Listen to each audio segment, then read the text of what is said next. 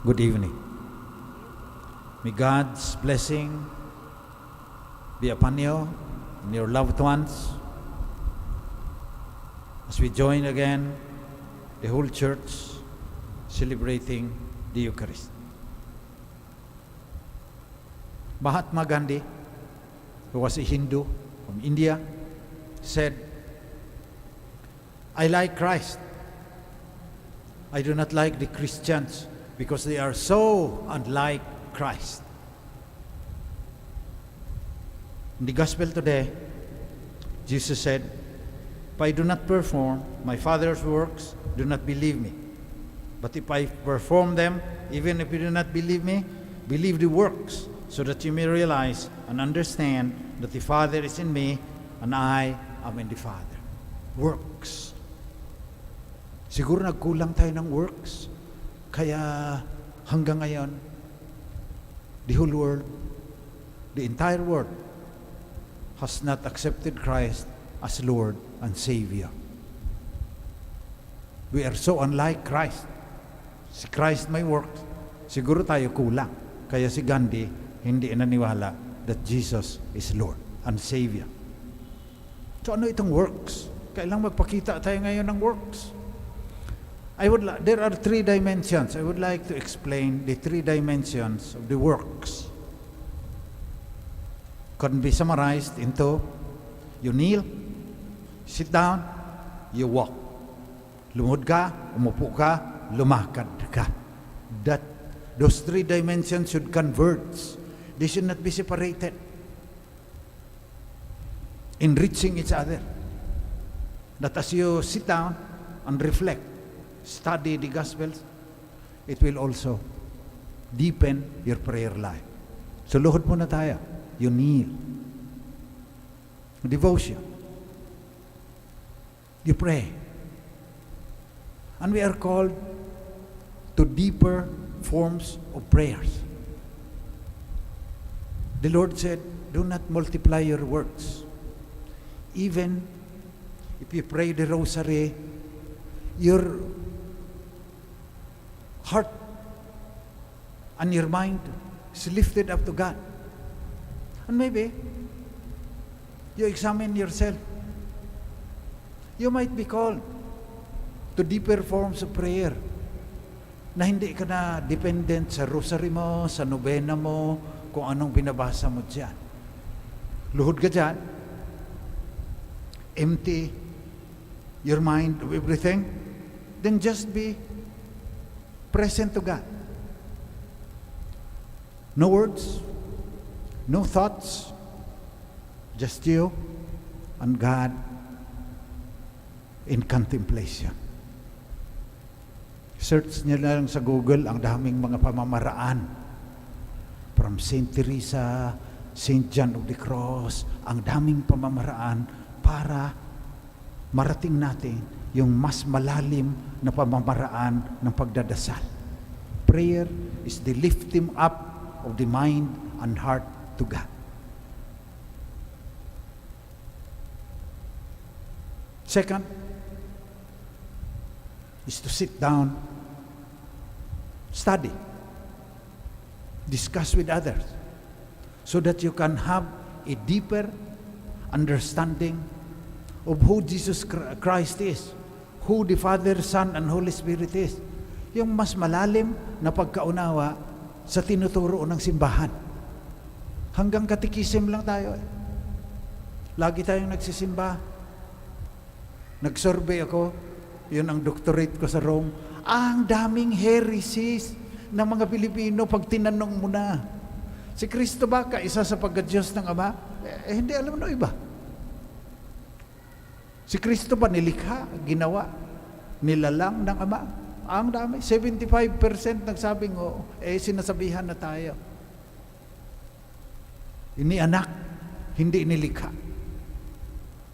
So kailangan, lalo na sa mga Pilipino, mas malalim na pagkaunawa sa turo ng simbahan. Gospels, Scriptures, and tradition. Pahalagahan naman natin. Paglaanan natin ng panahon. Kaya umupo tayo.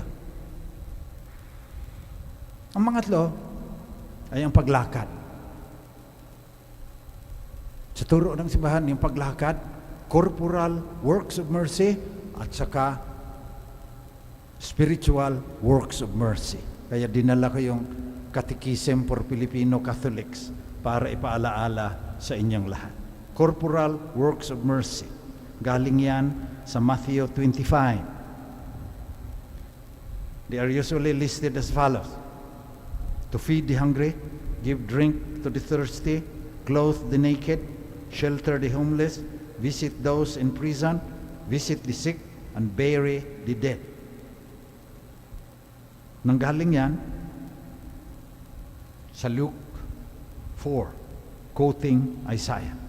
Sabi ni Prophet Isaiah, chapter 58, "This is the fasting that I wish, releasing those bound unjustly, untying the thongs of the yoke, setting free the oppressed, breaking every yoke, sharing your bread with the hungry, sheltering the oppressed and the homeless, clothing the naked, and not turning your back on your own." Yun ang corporal works of mercy. Yan yung paglakad. Kasabay dyan, ang spiritual works of mercy. Instruct the ignorant, admonish the sinner, counsel the doubtful, comfort the sorrowful, bear wrongs patiently, forgive all injuries, and pray for the living and the dead. Tungkulin natin. Yan yung works. Umupo ka, lumuhod ka, umupo ka, lumakad ka. Love your neighbor as yourself. Ito ang ating gagawin. At ngayon, makabagong panahon, dinagdagan pa ni Pope Francis yung ating paglakad. Sabi niya, hear the cry of the poor, the corporal and spiritual works of mercy na yun para sa tao. Sabi rin niya, hear the cry of Mother Earth. Sinalaula natin ang daigdig. Kinalbo natin yung kagbata. Nilaso natin yung kahanginan. Daming plastik na, ilang milyong tonelada ang nasa ating karagatan. Naghihiganti si inang daigdig. May climate change dahil sa carbon dioxide na binuga natin. Works din yan. Paglakad din niyang aayusin ang kalikasan. Hear the cry of Mother Earth, sabi ni Pope Francis. Kaya, subukan natin. Nalumuhod, umupo, lumaka. Para yung mga bagong Gandhi, hindi na magsasabi na, I like Christ, I do not like the Christians because they are so unlike Christ. If I do not perform my Father's works, do not believe me.